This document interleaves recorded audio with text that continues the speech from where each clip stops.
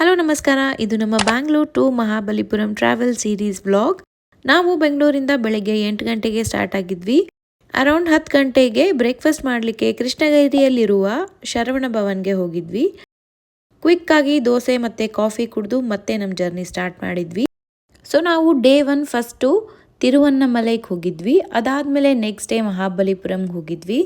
ಮಧ್ಯಾಹ್ನ 3 ಗಂಟೆಗೆ ತಿರುವನ್ನಮಲೈ ರೀಚ್ ಆದ್ವಿ. ನಾವು ಹೋಟೆಲ್ ಅಮೋಹಾದಾಗ ಸ್ಟೇ ಮಾಡಿದ್ವಿ.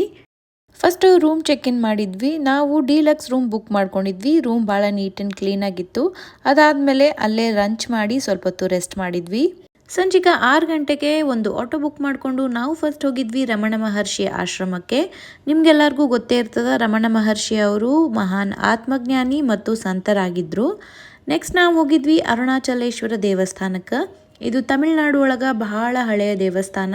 ಇಲ್ಲೇ ಬಹಳ ಜನ ಭಕ್ತರು ಅರುಣಾಚಲ ಬೆಟ್ಟದ ಸುತ್ತು ಗಿರಿ ಪ್ರದಕ್ಷಿಣೆ ಮಾಡ್ಲಿಕ್ಕೆ ಬರ್ತಾರ. ಬಟ್ ನಾವು ಬರೀ ದರ್ಶನ ಮಾಡ್ಕೊಂಡ್ವಿ, ಯಾಕಂದರೆ ನಮ್ಗೆ ಟೈಮ್ ಭಾಳ ಇದ್ದಿದ್ದಿಲ್ಲ ಅಂತ. ಸೊ ಎಂಟ್ರಿ ಟಿಕೆಟ್ ಬಂದು 50 ರೂಪೀಸ್ ಇತ್ತು. ಸೊ ನೀವು ಇಲ್ಲಿ ನೋಡ್ಬೋದು ಭಾಳ ಜನ ಬಂದಿದ್ರು. ಅರೌಂಡ್ 2 ಅವರ್ಸ್ ನಾವು ಲೈನ್ ಒಳಗೆ ನಿಂತ ಮೇಲೆ ಫೈನಲಿ ದೇವ್ರ ದರ್ಶನ ಆಯಿತು. ಸೊ ಇದಾಗಿತ್ತು ನಮ್ಮ day 1 vlog. See you all in the next vlog.